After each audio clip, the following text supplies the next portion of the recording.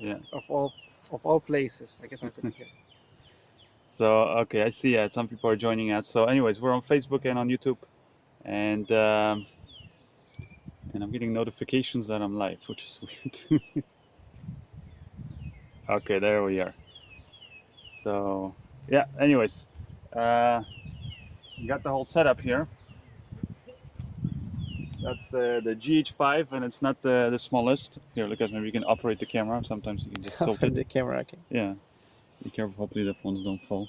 Yeah, We're basically doing this on the phones. So the NIB was good. yeah. Sorry we missed the last Sunday's stream, but Yeah. what happens in Vegas stays in Vegas. So Well, yeah. We were too No. tired. That's what happened. But I so- got the GH5 here set up and everything on a slider today. Yesterday we're getting some shots, and I'm shooting everything anamorphic actually. So if anything, let me know. Guess what people are saying. If you guys have any questions, basically today is like a short stream, but it's on location because I wanted to make sure that that I got these tests done, and we got a lot of work and videos that we're working on right now. So because of that, yeah, like I said, I just don't have time to be in the studio and doing the regular show.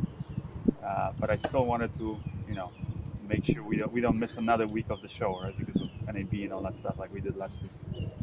And I thought this way you guys can kind of join us and as we're doing the testing out the camera. So if you have any questions, then I mean, always the most common questions were about the GH5, and especially when you're going to start reviewing the GH5. So hopefully, you guys have lots of questions. So hold on. Yeah, right now I'm actually gonna.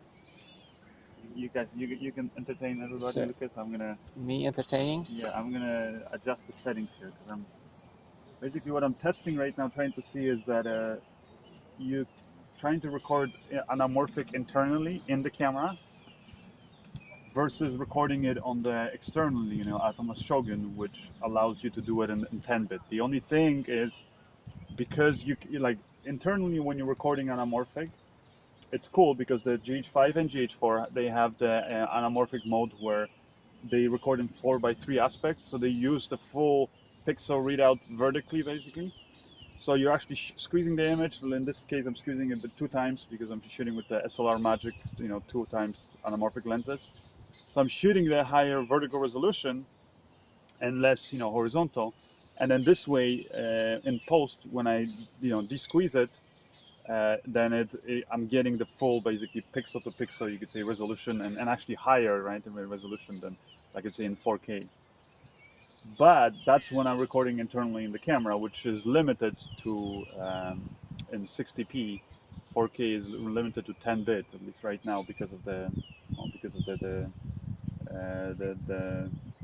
the memory cards and all that stuff. Just the camera can't do it in 10-bit. So if I wanted to get it in 10-bit, No, so it's limited to 8-bit. I mean in 8-bit, yeah, Okay. sorry.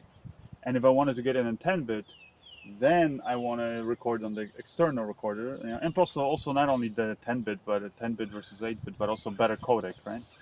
So if I want to get in a better codec, then I got to do it with the external recorder, which I have the Ninja Inferno from Atomos. Now the only problem is if you guys, I don't know if you can see here. Let me adjust maybe. What do kind you- of see it? Do I get the cameras, the phones closer to the monitor? Maybe, yeah. Okay, hopefully this isn't. I got This is umbrellas smooth. here and everything. Oh yeah, the umbrellas are now getting in the way.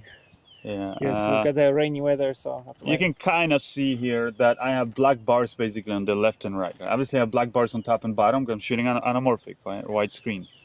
But here I also got black bars on the left and right. Yeah. And hold the phones actually like this, yeah. And let me rotate this, take out some of the glare. Oh, there you guys can see better. So you can see those black bars I have. And that's because the way the signal is coming basically off of the GH5 in anamorphic 4K, it still has to output. It cannot output the actual higher, 4:3 really image, and then the higher vertical resolution like it can record internally, and that's simply because of the HDMI connection limitation. Like HDMI specs are not, but basically not. They don't allow those kind of resolutions. So because of that, you're getting the bars here, right, on left and right. So you're really losing a chunk of your resolution. So I did some tests yesterday, and And yeah, it's nice quality that the Ninja Inferno can record in 10-bit. But like I said, you're losing some resolution versus recording it here internally in the camera. So that's kind of what I'm testing out too, seeing. But even with losing that bit of that resolution, so far the tests I've shot, I mean, you can't really see. It's like you're losing almost 1K, like basically resolution, but only horizontally, not vertically, because you're then de-squeezing that image, so you're stretching out to lose those sides, basically on the black bars on the side. So yes, you're losing some resolution, but I mean, you couldn't. I mean, I was watching on my 4K TV and I couldn't see it. So yeah, I think it's still worth it to get the 10-bit and the extra, nicer quality codec in ProRes and all that stuff. So, but I guess I'll have to shoot more tests to kind of show you guys. Now, again, usually when you're shooting with anamorphic, you're again, like these are actually pretty nice lenses, I gotta admit. But a lot of times anamorphic lenses they distort images, they're kind of soft and all that stuff. So because of that, I guess, does it really matter if you're losing a bit of the resolutions there when the images are a little bit soft and distorted anyways? It probably doesn't matter that much. So that's kind of what we'll see. But yeah, I just got a shot right now, recorded internally here, and I'm gonna try it now on the Atomos here. So let me know if there's any questions. Well, I mean, yeah, I think you addressed it, but what's it like, trying to see the anamorphic image, like, properly while shooting? So you can see it. That was one of the questions? Yeah. Also about the battery pack, that's another question, but in terms of like, so you can see the focus and so on if you're using this monitor, right? Yeah. Like as you guys can see right now, I'm shooting and this is, hold on like this. So I'm shooting basically here with 4K anamorphic and 60p. So you can see I can de-squeeze it. So when I, turn off this de-squeeze, this is how the image actually looks coming off of the, like I said, it's a 4K or UHD signal, but has the black bars, right? Because it's squeezed in this way. So that's how the image looks when it comes into the recorder, and that's what the recorder really records, right? So when you bring it into Premiere, all that stuff, you have to, like stretch it out horizontally to get rid of those bars and to get the proper aspect. Now, obviously, looking at it this way would be, first of all, it's weird, everything's distorted, and it's very, very hard to focus then, right? So you can kind of focus, but I mean, sometimes you're gonna miss the focus because it's just everything's distorted. So, nice thing about the Atomos recorders is that they all allow you to de-squeeze the image. So I have 2x. Now look what happens when I properly basically now take the top and the bottom and I squeeze it. I can see the image, but now the image looks kind of small. I can still use it. I mean, it's a big 7-inch display, but it'd be nice if you could fill in the whole screen, right? Well, I'm not filling it in because for some reason, I haven't figured this out yet, but it doesn't look like there is a workaround it. In 60p,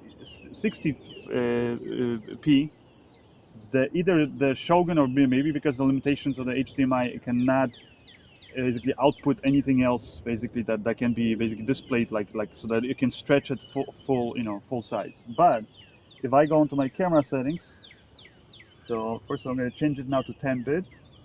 So I'm not able to record internally. Do that. So I can output now and record 10-bit basically on this, but I can no longer do it in the camera. And then another thing I'm going to change is the mode that I was shooting in. So let's see here. Settings. Where is it? There it is. Okay, anamorphic. And I'm going to change it from 4K 60p, which is at 150 megabits, it says, to 4K 24p. So when I change that, I'm going to look at it. The Shogun updates, and it's like a little quirk. I got to exit the de-squeeze. So I'm watching the full image now, right? And now when I enter, put this de-squeeze again, look what happens. Now I can actually see the image properly displayed. There's no black bars on the left and right. There's black bars on top and bottom, but otherwise it fills in the whole screen, so I can actually see what I'm doing right now. And actually another thing I'm going to do now is adjust my shutter angle. And by the way, that's one thing I love on the GH5. It's like a proper cinema camera now because you have the shutter angles like you have on any normal cinema camera. makes so much more sense using shutter angles than using, you know, shutter speed. So it's nice now, and yeah, now I can properly see the image in 10-bit anamorphic, but it's like proper aspect ratio, so I can focus properly, and yeah, so it looks nice now, and I can record now on this thing. But that's only in 4K anamorphic 24. The second you go to 60p, it's, you know, our higher basic frame rate, then it's kind of gets smaller here for some reason. I don't know why. Maybe it's something to do with the Shogun, that it basically, or the Ninja Inferno, that it cannot at the same time de-squeeze the image that high and that big of a frame rate and record it in 10-bit. Maybe that's really what it is. So you know, I'm gonna be excited. But either way, it's workable. It just kind of sucks because it's a little bit smaller image then, right? Not drastically smaller, but it is smaller. So anyway, so let me try to get a shot right now and see if there's any questions. There's questions like Facebook questions, Tom. You'll have to handle them because I cannot see them while I'm on the one side.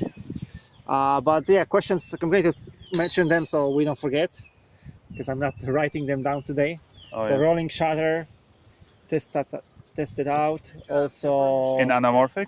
Also a few questions about the lens itself. So yeah, I mean the about lens. So far the SLR Magic anamorphic lenses are pretty sweet. I'm not gonna lie. We'll have a video coming out probably on Tuesday that you will actually see the shots we've been getting with this lens on the GH5. Yeah, you'll see the initial tests basically with the setup. Like we've already shot, like I said, yesterday. Today we're shooting more, so you're gonna see the initial test on Tuesday. But let's see here. So now I'm gonna try to do it actually in 60p here. Switch this. What battery pack are you using? So oh yeah, that was another problem I had. So let me just trying to do too many things here at the same time, I think. Yeah, it's okay. Now we're good. Yeah, yesterday I was shooting. And we have to kind of call it quits early because the battery on the Ninja Inferno basically died on me, and I used two, new freshly charged batteries, and they went through like an hour, I think. So those batteries went through pretty quickly. Then I had other batteries that I thought were charged. They weren't charged. So today what I just did is I hooked up a V-mount battery, and sorry, you can't even see it. There you guys can see. So you see I have the V-mount battery, and I have this little V-mount basically LAN port battery plate that I attached to my rails. And the good thing is because the whole system is basically, sitting on the rails. So you see I have that, and then I have here the power cable going, and that powers the camera. And I could actually, the recorder, and I could actually power the camera, which I'm not. The GH5 seems to be doing pretty well with the batteries, but it's the Atomos recorder that kind of, especially once you start doing 4K 60p, it starts eating through batteries faster. So now the GH5 seems to be draining the battery a bit faster than GH4. First impressions are that it does. These batteries are not blue shape actually. They're the Cinegear batteries. I forgot what's the size here. What is it? They're like is it 100 watt? Yeah, 100 watts. So these are like for the airplane and stuff, like the capacity. But they're from Cinegear. I did a review of those. They're pretty cool because they're light and all that stuff. And so far they've been one of the more reliable V-mount batteries. So I like using them. But yeah, that's the battery that I'm using up here. Anyways, I'm gonna get this shot right now. And if you guys, I don't know if you can see, but I have an umbrella here on a stand. It's kind of funny, everything at once, because it's like on and off raining today, which looks nice and cinematic for the shots, but not always, the most comfortable to film in. And let me change this. Yeah, again, I'm pretty sure I said it, but I'm going to say it again. I love the fact that this is now, GH5 is like a proper, video/film camera, you could say, digital film camera, because it has all the controls, like the fact that you have the shutter angle now, not shutter speed anymore. So it makes so much more sense. For those of you guys who don't know what's the advantage of that, I can kind of explain to it, but the best way is I'll probably do a video in the future then, and let me know if you're interested in that. I'll do a video where you guys where I can show you examples and the reason why it's so much more comfortable when you're shooting video to have shutter, basically, shutter angles versus shutter speed. Anyways, I'm just going to lower right now. I'm going to try to get this shot. What slider are you using? It's the iFootage slider. Sorry, guys. Lowering the camera. Is it okay now, Tom? What? I lowered it a bit. Is it okay now? You can see the gear. Yeah, you can camera? lower it even more actually. Yeah, nothing more. not cutting you off. No.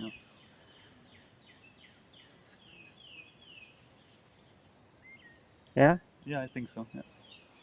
There. All right. Let's see if I can get this shot. Now this whole setup is actually pretty heavy, but I'm using the Manfrotto tripod, the carbon fiber tripod, my favorite. Well, actually, a Manfrotto heads too. And look at this. Even though this whole setup is quite heavy, maybe you can pan down, tilt down. Even though this whole setup is quite heavy, right? As you can see, it's I'm going on a slider left and right, and the slider is not tilting. It's actually staying nice and with all this weight.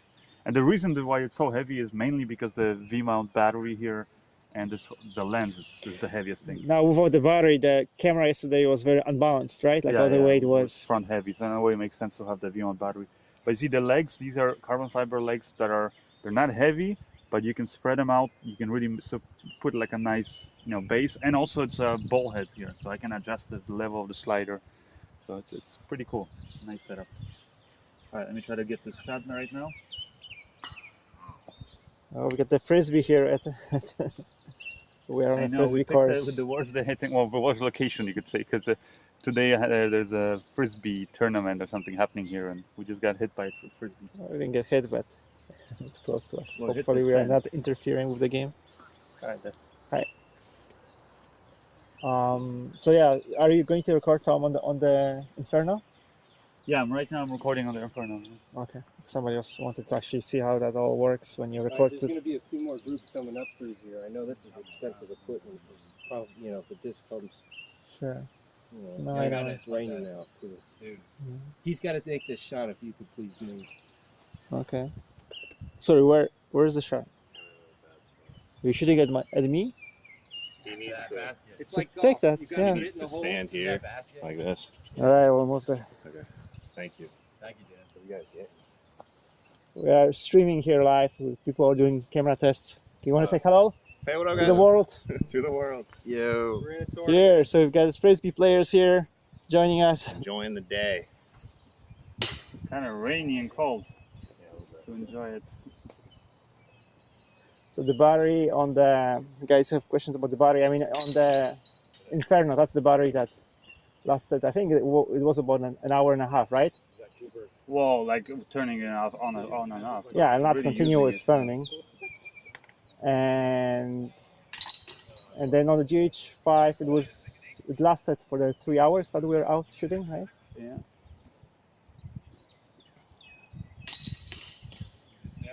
Okay, I got it. So I got the same shot basically internally recorded on the 8-bit codec, but with a higher resolution, right? Higher vertical resolution, and now externally recorded with the lower resolution. So, but the higher codec, right? 10-bit, like on the Shogun. So we'll see the difference. Sorry, guys. Sometimes I'll miss your questions. So if anything, if we don't address a question, just keep asking. Yeah. Because But just keep an eye out on there. Yeah. I'm actually want to switch out the lens too right now. I'm thinking go on a 50 here and get like a wider shot. So I got three lenses, three anamorphic lenses. They're from SLR Magic again, and they're what you call it. They're a little bit on the heavy side, but then again it's anamorphic. It's normal. Are you using ND filters? Yeah, I'm using. Well, actually, right now I had to take off an ND filter, but this is the KMTV matte packs, and as you can see, I just took it out. Literally, I had it, the ND filter, and it was a 0.9 because the sun is. It's like really weird weather today. The sun is in and out, and it's just constantly changing. So I needed it 1 second, then I had to take it out.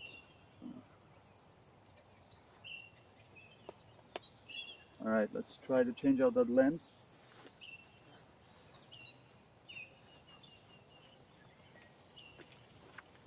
Now, one thing I'll tell you guys is that changing the lenses, these lenses especially, is not the fastest because they require lens support and also they require you to put on this kind of a hood for it. So let me try the 35 for this. See how that works. Are you using an IR cut filter? No, because the GH5 doesn't really, already has a built-in IR Oh yeah. filter. Yeah, so you don't need it. It's not like the Ursa. Okay. Ursa has nice image quality and everything. It's just because it's kind of literally a clean image coming, right into the sensor. There's no glass, no filters in between. But like you see, sometimes you need those filters, like an IR cut filter.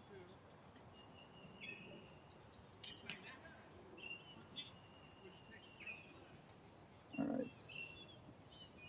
So you see the lens support is here, and you gotta, I said,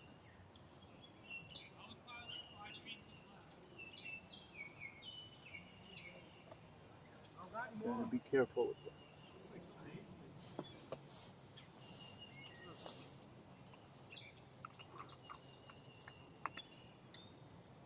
And that's when I wish my brother could like help me, but he's taking care of the Facebook stuff on YouTube. But that's when you need an assistant with these bigger lenses.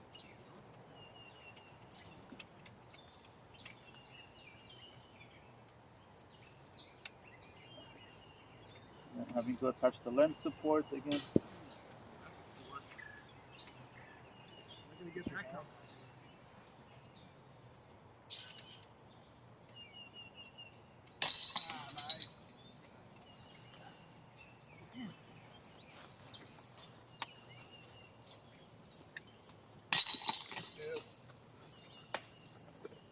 Strong. Solid.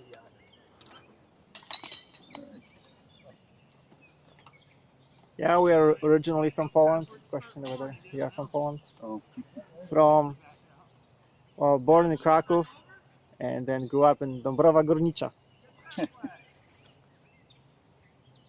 That's next to Sosnowiec. For people from Poland, some people from Poland might not know where it is. So next to Sosnowiec, close to Sosnowiec.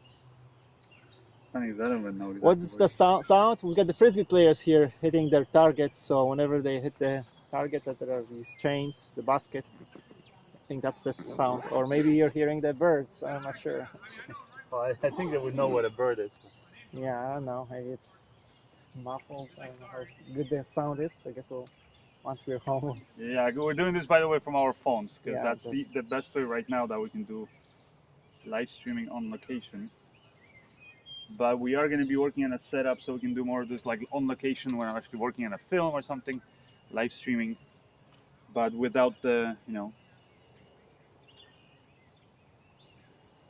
without, what do you call it? What kind of projects would you shoot with this GH5? So to tell me now, like people asking what kind of projects you used it on, but you haven't. We're just testing at this point the GH5.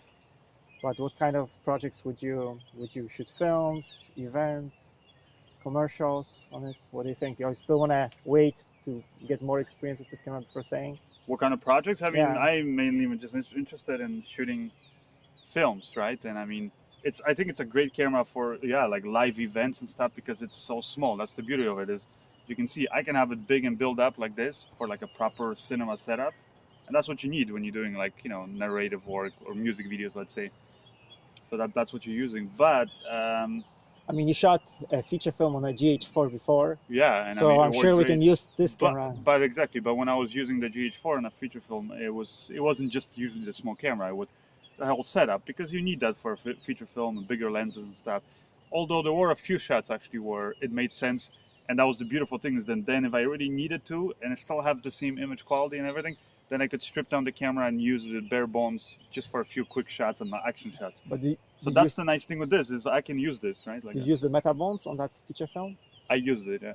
most of the time, probably. Most of it, yeah. Not all the shots, but yeah, most of it. Like if I wanted to get a bigger telephoto shot, then Now these anamorphic lenses, they go straight onto the camera, and they give you really narrow depth of field. One of the nice things about that Yeah. lens, right?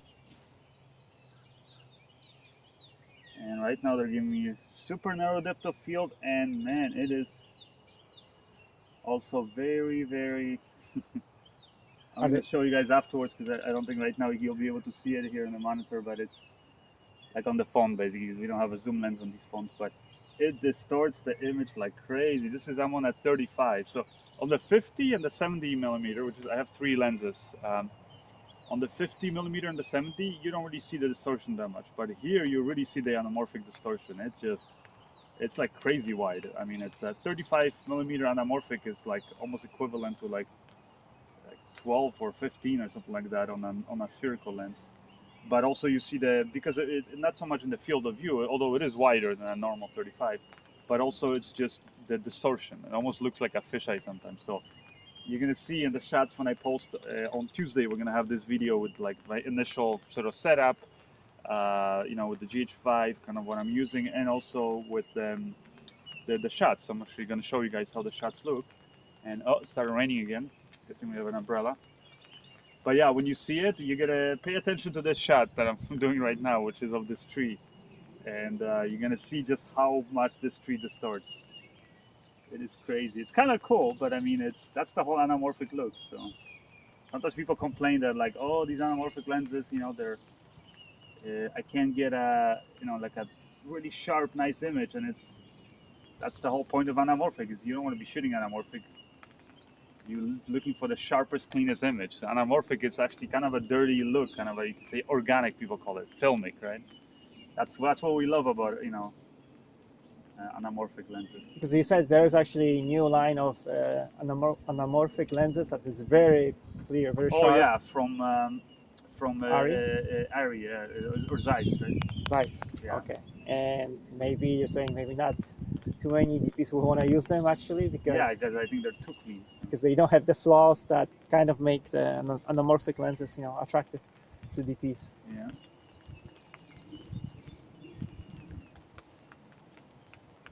All right, let's get this slider shot here.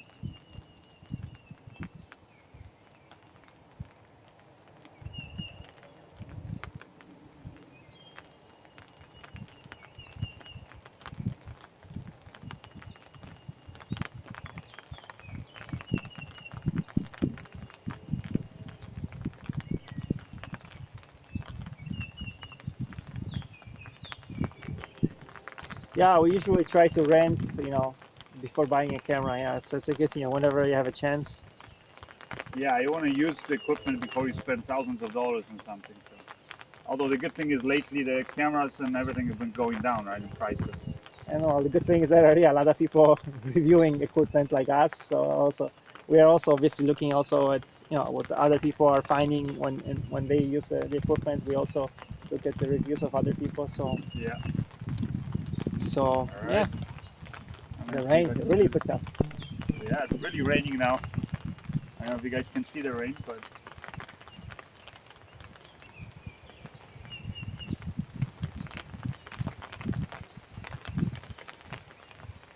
how do you think this image compares? The image quality compares to the Ursa Mini 4.6. It's not raw, so I mean that's one thing. Might be. So it's not raw. So the nice thing with raw is that you really can control afterwards, I think. You can change your mind about white balance and things like that. But then again, I don't always shoot raw because like I said, it's sometimes just too expensive, etc. Well, let's move this umbrella right over the camera here. Trying to protect the cell phones, guys. Wow, it's really pouring. We might have to end the stream soon. We'll see how the rain goes. But right now it's heavy. It's good that we are under these trees and we have umbrellas. The quality of streaming is really excellent. Well, supposedly the quality of streaming is really excellent. So that's good. Where, on Facebook or on YouTube? On a YouTube comment. So we are just on the T-Mobile plan. Yeah, so T-Mobile. just going over our phones, literally data. Yeah, pack up. It's raining here. I wonder if this frisbee competition is gonna continue or if they're gonna fold the competition. Because I'm not stopping shooting. So yeah, I'm filmmakers are staying. The frisbee players are running. it's too much fun doing this stuff. You know what I mean? Even if a little rain, bring an umbrella or a rain cover, and you're good. It's nice when you've got cameras that are water Yeah, resistant or and that's proof. another thing is, I mean, the GH4 was amazing, the waterproofing, but this one is like it seems even nicer. Like it just feels more robust. And I never had problems with the GH4, so I feel confident that nothing's gonna happen with this camera. If it does, I'll let you guys know. Now, when it comes to the Inferno, that's a different thing. Well, yeah, because it has these It's big got- vents on the top, yeah. and yeah, we'll see. I mean, it has nicer like this kind of padding and like a protective thing almost built into it, whereas the other ones you have to buy this thing to protect it. So that's one thing that looks nice, but we'll see. Let me change some settings here.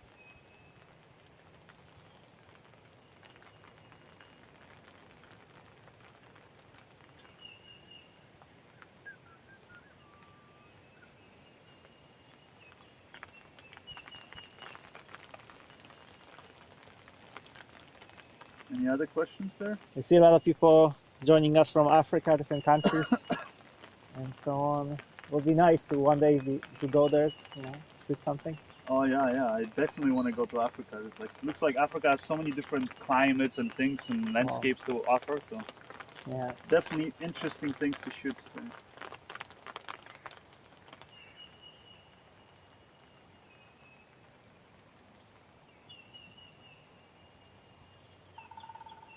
We got Egypt. I've got if I start mentioning countries, then I'll miss many more. So maybe I shouldn't. But it's cool to see that from all parts of the world we've got people joining. Kenya. There's of course England, UK, Sweden. Oh, Oi! yeah, it went. Good thing it stopped raining. Huh? Oh man, You can get the umbrella. the umbrella. I mean, just before the stream, I said how happy I was with this umbrella that hasn't broken on us, but No, it hasn't broken. So here, pass it to me. I'll put it up here. It's gonna be a bit safer. All right. Let's see here.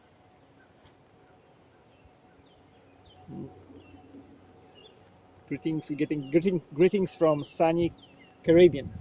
Oh wow. I always love the Caribbean, right? Nice weather there.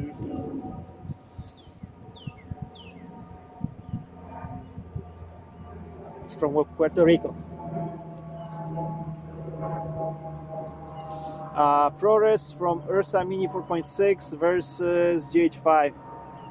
It looks the same. I mean, it's the same codec and everything. So the quality of the codec is not going to be different, but is it better? I mean, like the quality, it just then comes down to the image sensor, and I'll tell you that the image sensor on the Ursa so far. I mean, I think only the Area Alexa can beat it. I mean, I have not seen another personally. Again, it comes down to preference, but the dynamic range, the rendition of the colors and everything, I think it has a nice balance.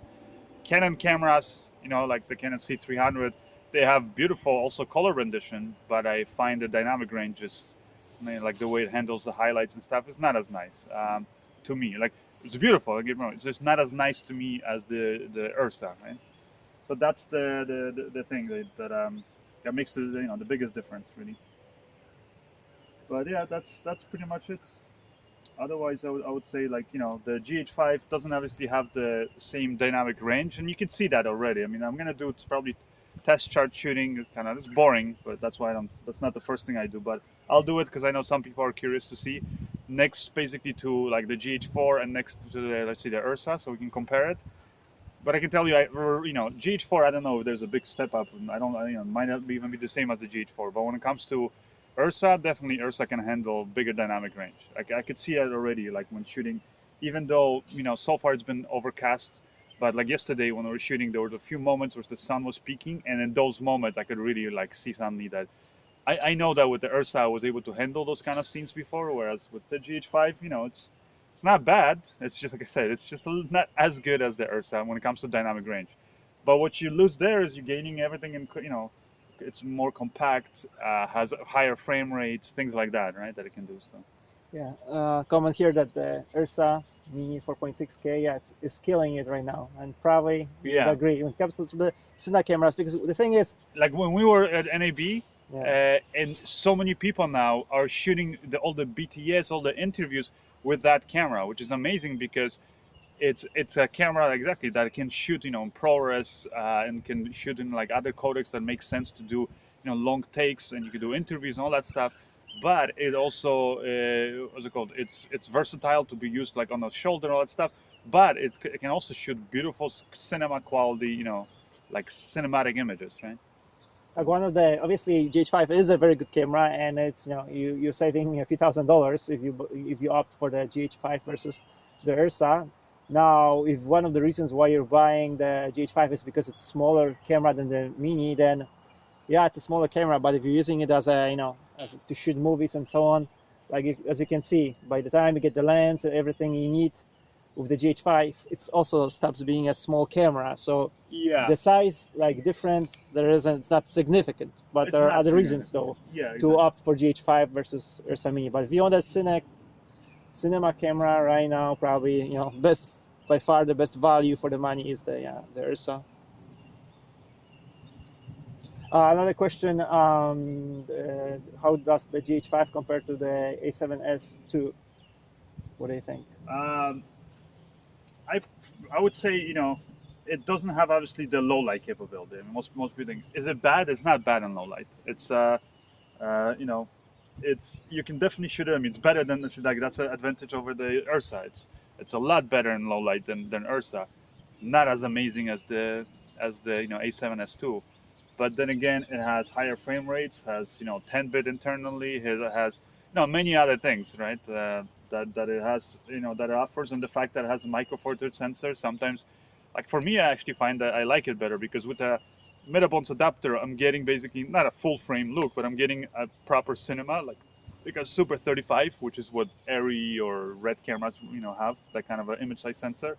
But if I take off the Metabones, then I can use that same lens, let's say, or well, or like let's say some lenses, that you can affordable micro four thirds lenses, that I can zoom in a lot more because basically it's essentially cropping in on your lens because it's a smaller sensor. So that's the nice thing about it, is that you can get the longer telephoto shots a lot easier, but you can also just with the Metabones adapter get you can get the wide shots, right? And the shallower depth of field. So that's not a problem. I'm gonna try to move maybe, see where we can go to get a. So these nice trees, they're going to try the other. Yeah, I would want to go there, but The tournament seems to slow down or end it. yeah, because of the rain. We can risk it. No, but I would actually, there's a little like a birdhouse there. Oh. Maybe try to get a shot of that. Okay, so we might be. So I'm gonna move the camera Moving. right now. You guys can right now just watch me while I'm doing this, and then maybe you can follow afterwards, Lucas, with that camera, and then just help me also with the umbrella. I want to have it nearby just in case it starts raining again. Oh man, it is a heavier setup now, just because I added all these things. Yeah, but I mean, I guess that's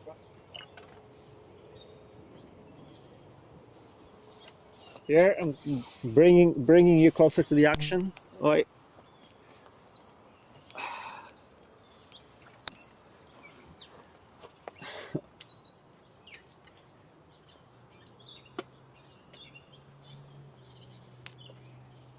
Down the line, as we've mentioned before, we want to do tutorials, like be on set, lighting, setting up a shot. Like live, even on right? films, right? I mean, obviously on a film, I won't be able to interact as much because I got to get stuff done. But at least if you guys can be there, that'll be cool. But we also do, shoots where we do it for you guys, so we can take the time, right? Yeah, we'll do some. It won't be, the same as always. It's always different on our real movie set. But then again, then at least I'll have time to talk to everybody. Oh man! And let me bring that umbrella. Can you maybe get a shot of the tripod now? See how it's so stable because of those legs. Oh, okay. Let's see. Can I get the whole thing? It's a big tripod. I mean, I guess the legs go really wide. And it's a light tripod, actually. Well, I mean, considering... Yeah, it is. Yeah, it's a carbon fiber, and the ball head is not too heavy either. So, liking the tripod. Manfrotto, what is it? Manfrotto? It's Manfrotto carbon fiber. I forgot Which the model model? name. But yeah, sorry, we don't know. We can post it afterwards, like in a. It's actually on when you go to our YouTube page. I mean, website. To our website, tomantosfilms.com. When you go to like the B&H, whatever it is, like store favorites or something like that. My favorite gear, like right there on the main page on the right side, you'll see a link. Click on it, and then I actually posted this tripod, the legs and the head. Going back to the low light performance, I mean, because somebody also was asking, like, should we care about low light Well, performance? here's the thing. It depends what you're shooting. If you're shooting film kind of stuff, you want it to look cinematic, like you're doing a film music video, then I don't see why. I mean, I've never ever shot higher than, was it, I think 3200 ISO, which, like I said, on the Ursa, you might be limited. But again, even in the Ursa, I've never really had to shoot, like I said, the 1600 still looks good, and I never had to shoot higher than that, and I always got around it by adding a little bit extra light, right? Because you do want to light it, you want to control the lights and stuff.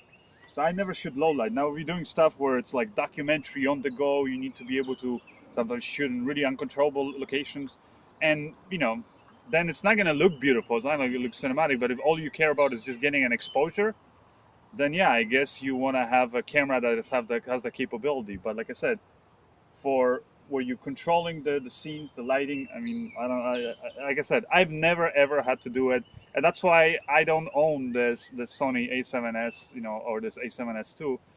I've used it, and I used it on some music videos that I had a basically chance to borrow it, but it was more because I was just testing the camera for myself. But in the end, I was like, well, yeah, it has the great low light, but I'm not using that. So I decided to go for other cameras that have other cool features that I care about. So that's why for me, it was never a deal breaker. And also don't think that this camera is bad. Like, this camera is not bad in low light because it's micro four thirds sensor, because these, like Panasonic has done an amazing job, with the GH4 already. And I can see this one's even better, so.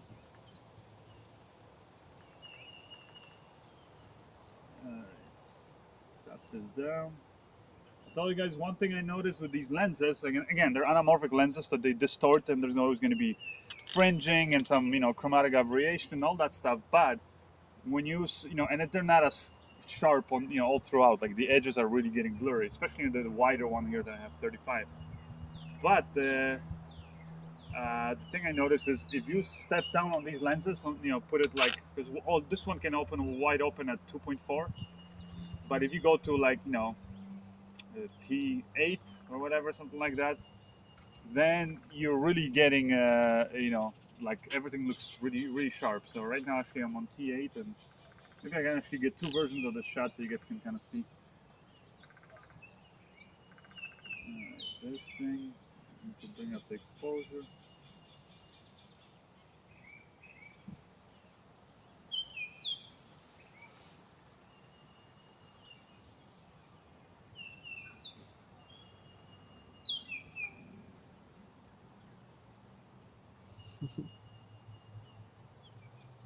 Yeah, it's cool to do this stream live because it also breaks up the routine for us, and Oh yeah, people comment here that people. Plus, I'm getting work done here. Yeah, Actual work.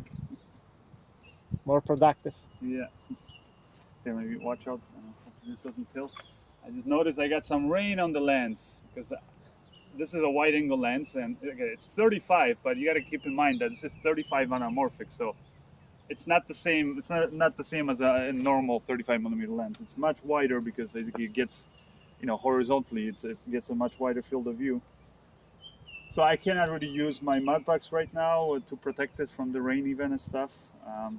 And putting filters on that would be a little bit more difficult. But that's why I didn't have the matte packs, and some raindrops got on the lens, and man, you can see because again, it's anamorphic lens, so it flares like crazy, right? Let's see here.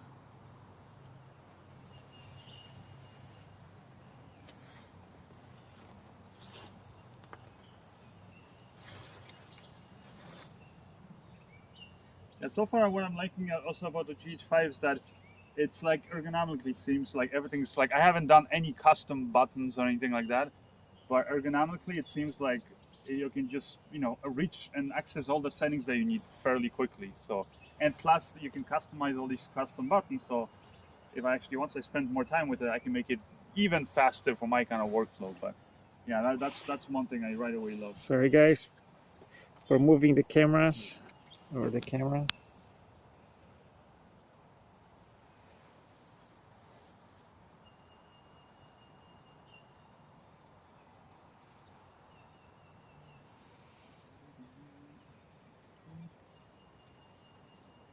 Yeah, it's the Ninja Inferno that we're using. What time is it actually? Yeah, I think it's 10 to 1. 10 to 1. Oh, okay. So I think we'll stick to 1 hour, right? Yeah, I'll probably. So if there's I any- want to move on there are- afterwards, and it's kind of hard with all these fonts and everything. Yeah. Because there's like beautiful locations here, and some trees and nice like different colors at this time of the season. So like, I want to go and get some other shots, and like I said, I'm gonna finish these shots here in this angle, and then we're gonna move on. But if you guys have any other questions, just keep on asking. And No, we're not doing any B-roll right now while we are doing the live stream, but But once we finish the live stream, then yeah, we'll get more shots here, and yeah, I'll get some B-roll.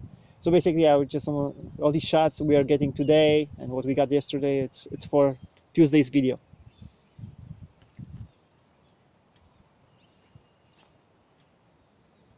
So it's going to be using the GH5 and the anamorphic lenses, right? Are we going to do any tests with just the standard like Panasonic lenses? yeah, I'll do some tests like that too. But for Tuesday, I don't know if I will. I mean, I'm gonna be doing a bunch more videos. Hold on, guys. Let me just get the shot here. Oh, okay.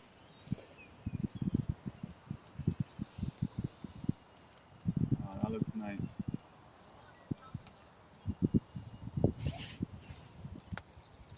And quickly get it on the camera here.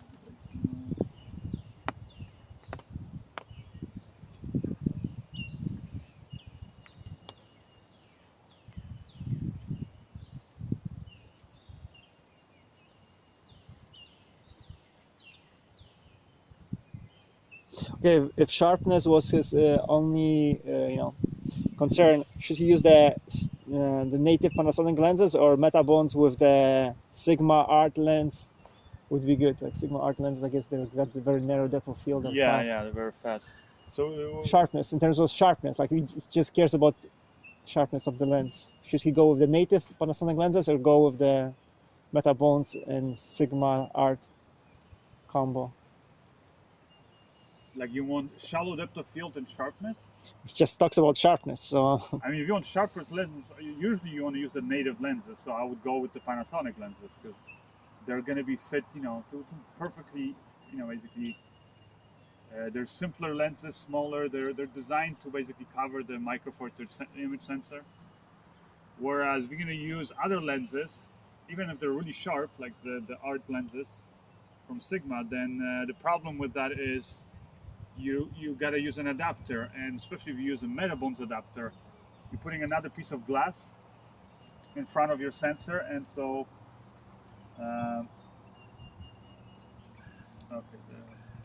so yeah, use the native lenses. So yeah, and then you're putting another basically piece of glass, and so you're always gonna have problems with that kind of stuff, right? But if you want narrow depth of field, then use Metabones. And then use the Metabones. So I mean, Yeah. it's you cannot have both.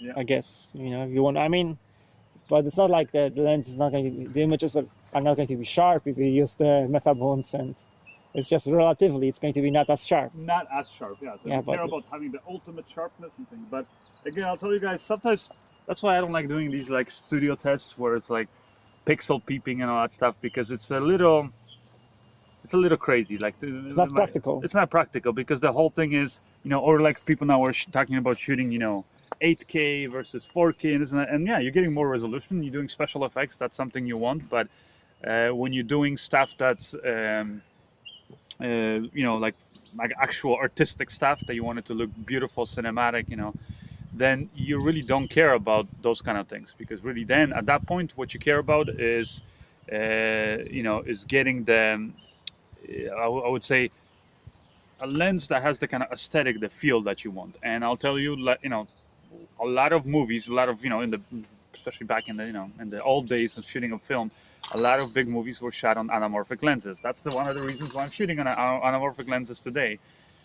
And it's not because they're the sharpest and nicest quality. It's actually far beyond that. It's completely the opposite. It's actually those lenses distort your image. They have a lot of increased fringing and chromatic aberration, and they really breathe when you're focusing. So like, they're not the best quality optically, but that's the whole thing. Is we've watched so many movies over the years that had those lenses used. So we associate that cinematic look to those lenses, right? Because it looks kind of organic. It doesn't look perfect, right? It doesn't look like perfectly sharp like you see things with, in reality. So because of that, when you watch anything with those kind of lenses, you right away go, oh yeah, this just looks more cinematic. And then it's funny because people are like, well, I want that cinematic look. And then they start looking for the sharpest lens and all that stuff. No, you should actually look for lenses sometimes that are older, scratched. Sometimes people put, Vaseline and things, or, I shoot with this director in Ecuador, Danny Ruan. And he, for example, a lot of the times he'll put things in front of there, like old pieces of plastic or glass or things to add extra reflections and things. To make it not so perfect, make it kind of, sometimes out of focus or just extra glares and things. That was one of the arguments of people who really hang on to film stock, like using film stock, is like, oh, because digital is too perfect, which like we don't really buy the argument, but that was also one of you want to have the option. Is like if you're going for like like that kind of for example film or it's a TV show, House of Cards, beautifully shot. But that was all done, because to tell that story better, it was better to have it very clean kind of images like that, right? I have to hold here. Oh, okay. So it was very clean images, right? Yeah. So that was the reason why they, like there, it made sense to use those, the kind of lenses that they use, these spherical lenses, very sharp, and everything, the way it was lit, people were dressed, it was supposed to be, it was that kind of a look, this very perfection almost. And it fitted that story. But then there's going to be some times where you don't want that kind of look. You want it to be a lot of the times more organic looking, whatever you want to call it. But it's just imperfection. And that's the thing where you're using anamorphic lenses. Don't get anamorphic lenses and then complain that there's fringing or there's the shots are out of focus. Or like last night, actually, we watched a movie, Escape. The Lost City of Z or Z. The Last City of Z, or Z. Really nice film, and shot on film actually too, but they actually also used anamorphic lenses, and like watching it on a big screen, I'll tell you guys that especially in the wide shots where you want to see some of those details, there was like a few of these wide shots where it almost looks like they made a mistake with the focusing. But when I looked at it, I knew that actually in those cases there wasn't a mistake, because center of the image looked dead on sharp, but the corners basically looked out of focus. So but that's what, it created that kind of a cool, like I said, cinematic look. So, Right. Out of focus sucks. So, I mean, there are some people here criticizing others who want a good autofocus. So, yeah, we don't, use autofocus, right? Like, but there's, I guess, there's very legitimate reasons to want to have good autofocus.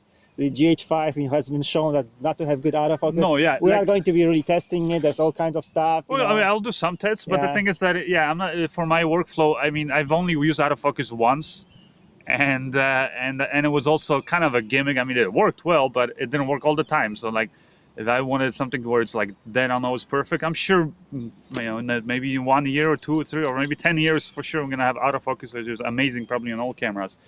But you know what? For me, I probably still won't be using it all the time, even when it's there, because a computer can't read my mind. Unless we get to a point where it can not only get the autofocus perfectly, but a computer can also read my mind what I want.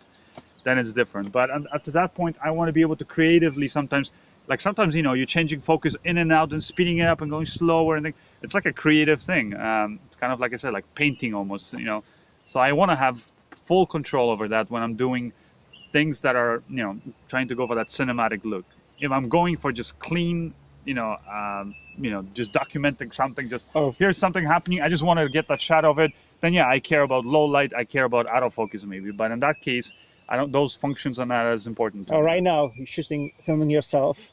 You like need a good autofocus. You don't want something. You want everything to be sharp, right? Yeah. I mean, rather than missing the focus. Any other questions? No, let's see. Or there's somebody I saw a comment earlier that who already owns the Ursa Mini Pro actually. Yeah. And is there any point for him to get the GH5? He's asking. Ursa Mini Pro, and he's GH5. I mean, it's a different kind of camera, so I'll tell you, I have the Ursa, right? Not the Pro, but the 4.6K, and it's the same image quality as the Pro, so it doesn't have some of the extra buttons. If you're happy with that, those ergonomics, because the quality is going to be better on the Ursa. It is going to be better. But, not to say again that the GH5 is bad quality. It's just, like I said, gives you fewer extra options because it has the wider dynamic range. But at the same time, if the camera is just, I would say, if you have the Ursa already, and you're thinking, should I get the GH5? I would say, ask yourself this. Do you sometimes use the Ursa and you go, man, I wish this camera was smaller and lighter? If that's the thing, that like this wish and request that you have, then yeah, this will be a great companion, because this camera, you can see, you can build it up like I did right now, but you can make it very small and shoot 4K 60p, or shoot in 10-bit and all that stuff, and even higher frame rates too. So let's say if you want to be able to shoot higher frame rates, then that's a great companion, right? I'll probably be using the GH5. I'll tell you guys alongside, some of the like shoots where I'll be using the Ursa as my main camera. So I'll probably be doing that. There's a film I have coming up that I'm planning to shoot all on the GH5. But I might actually bring the Ursa for certain shots where maybe there's some, really extreme dynamic range and stuff like that. So in that case, my Ursa is going to be my B camera or my side camera, right? So. Can you use the MA63? Do you know what that is? No, not sure. A7S2 or GH5? I already answered that. Yeah. So I mean, if you want, rewind the video. What is it? Well, I guess GH5. You would choose, right? Yeah, I see a lot of people are talking still about the autofocus, which is funny because like the people are so obsessed, but I guess some people already care about that function. But I'll tell you guys, if you are trying to do things that are cinematic and you're in control of the image, forget about autofocus, right? But I mean, people are trying to, in doing vlogs, they want to make them cinematic.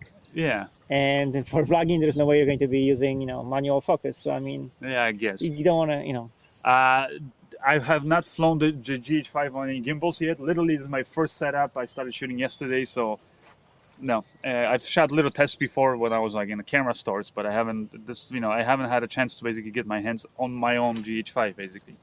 So that's why I still haven't done it. But I do want to get some gimbal shots, and in that film that I'm shooting later this month, I'm probably going to use the GH5 on the gimbal, and I'm probably going to use the CameTV Argo. It seems like the right size for it.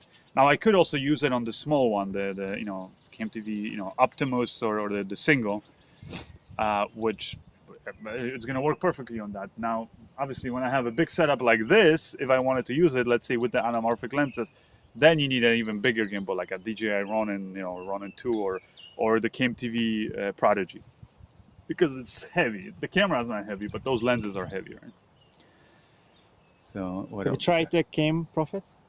You've tried it, I mean, just at the NAB. Yeah, just at NAB. So if you watch my video there from NAB, you can see thing. And I'm waiting actually to get it. I want to try it out. It seemed pretty promising, and it's kind of smaller. You can have it sort of like a pistol grip, yet it can handle more weight, 3 kilograms. It still wouldn't be able to handle this lens though. So with that lens, I still wouldn't be able to use it. But it seems to have some other advantages. Plus, I love that ring actually they come up with. It's the same thing as the Movi has had already for a while, and now the DJI Ronin offers, being able to have that ring is nice because you can hold it from top, side, the bottom, anywhere, right? You want to answer a few more questions? It's 103. Yeah. Yes, you can use the 5D for shooting movies. There's been actually many successful films shot on 5D. It's a great camera. It's just HD, full HD, which is nothing wrong with it. It's just now some people prefer to be even sharper. And like I said, now I think even that, like 4K, for me, I'll tell you, 4K doesn't matter that much for cinematic shooting, because I've shot, even the last film that I shot it on the GH4 actually, and the director, I think he was a little bit surprised, maybe I didn't communicate properly, but I told him I was going to be shooting pretty much most of the film in HD, even though the camera can record in 4K, because in HD, on the GH4 at least, you're using more of the sensor and you're getting the shallower depth of field. So in that case, I cared more about the aesthetic and the look of it than having the extra pixels of resolution. But where higher resolution is really helpful is like if I'm doing, you know, like let's say if I'm doing tutorials, like behind the scenes of me using this kind of a setup, then yes, I would probably care about having higher resolution, 4K, maybe even 8K, because then it's literally just means it's like I can jump in and, you know, punch into the shots. So it's like having a few shots, basically, or 3 cameras in one, right? You can get a wide angle and then you can punch in. But that's just for that. It's not going to look cinematic when you punch in. Also, you're not going to get a nice shallow depth of field and stuff. So for HD camera is more than enough. And, you know, the Canon 5D is beautiful HD camera images that it captures and beautiful colors. So any other things? I see there's some other comments here in German. I think some people are just talking between themselves, which is good. I don't think the comments will ever end. Yes. Yeah, I see there's a lot of arguments here about on YouTube, at least, about the autofocus. Some people are saying you need it. Some people are saying you don't need it. Of course, you need it for some uses. So you For don't some, need it for exactly. others, so. Yeah. So I would say if you're shooting a film, no, you don't need autofocus. If you're shooting any, you know, like other things, live, you know, like vlogging, you're shooting yourself, then yes, you need autofocus.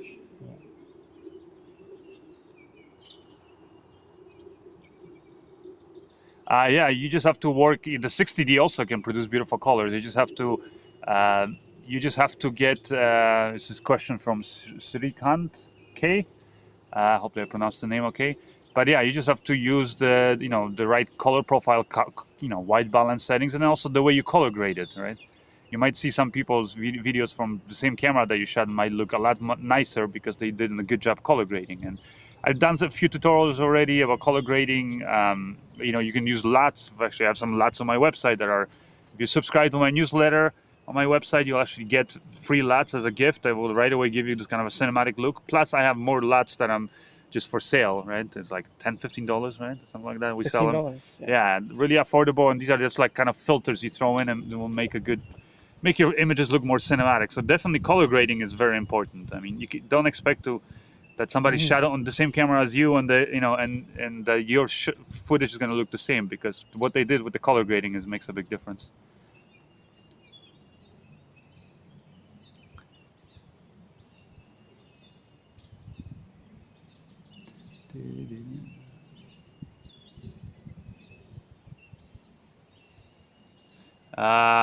What is my favorite favorite focal length and aperture?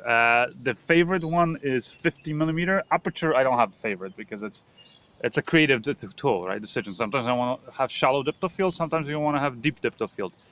So that changes, you know. And sometimes you're just forced to adjust it according, because you can't control the lighting and this and that, and you need to make the image darker or brighter.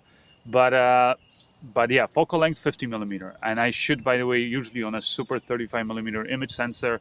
So like on this camera, you know, it's a micro four thirds, slightly smaller. So if I use a Metabones, it has that same look. Or if using, you know, like the Arri Alexa, or using, you know, unless it's the new like 65 whatever millimeter they're calling it, digital.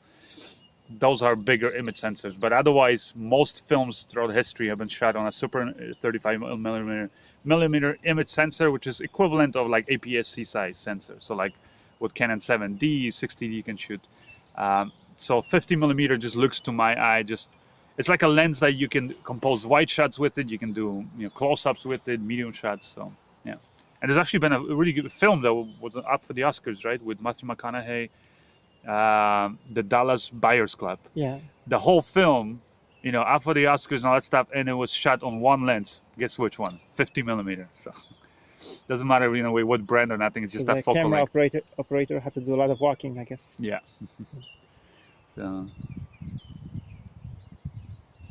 So anamorphic lenses, where to get them? Well, I already did a video about some anamorphic adapters that you can get, and I got them from B&H. These lenses, you can get them also from B&H. You can get them, I think Adorama carries them. You can find them on eBay. So you can get anamorphic lenses anywhere. Now, like I said, it's real true anamorphic lenses like these ones. This is really the only ones that are affordable right now, because otherwise you're not going to be buying anamorphic lenses, because one anamorphic lens from, you know, whether it's Cook or Arri, like those lenses are going to be 20, 30,000, or some even like $50,000 per lens. So I doubt anybody's going to buy it. And it doesn't make sense. Economic sense for you to just have it in your room, right? Because you're and something happens on lens and they don't need maintenance and all that stuff. So even big DPs and stuff, they just rent that stuff. So these ones are actually affordable, sort of. How much? Yeah. Okay. I see. There's a lot of questions, and I think we're over time. So Yeah, so and there's I gotta always next go. time, guys. And Yeah. on Tuesday, Join us next week for another live stream. Tuesday we're releasing the GH5 video. So like these tests I'm shooting today and all that stuff, you're gonna see it. My initial impressions. Also, we got some cool tutorials coming up throughout this week and then next week and stuff. So definitely stay tuned. Thank you very much for for joining us. Very excited to see how more and more people are joining us. The conversations are really going well. So on Tuesday, you'll try to stay with the comments. thank you, Soli Cortez. I see nice comments. He's always very active. So thank you for answering all these questions that others have. Yeah. It's great when you guys help each other out. On Tuesday, we'll also stay to answer, more questions regarding the Tuesday's video, right? Yeah. Because I'm sure there will be new questions once you see the actual shots. Yeah. So, anyways, thank you, and till the next video. Enjoy your Sunday or Bye. Monday. Yeah. Bye. Let's click finish here at the same time.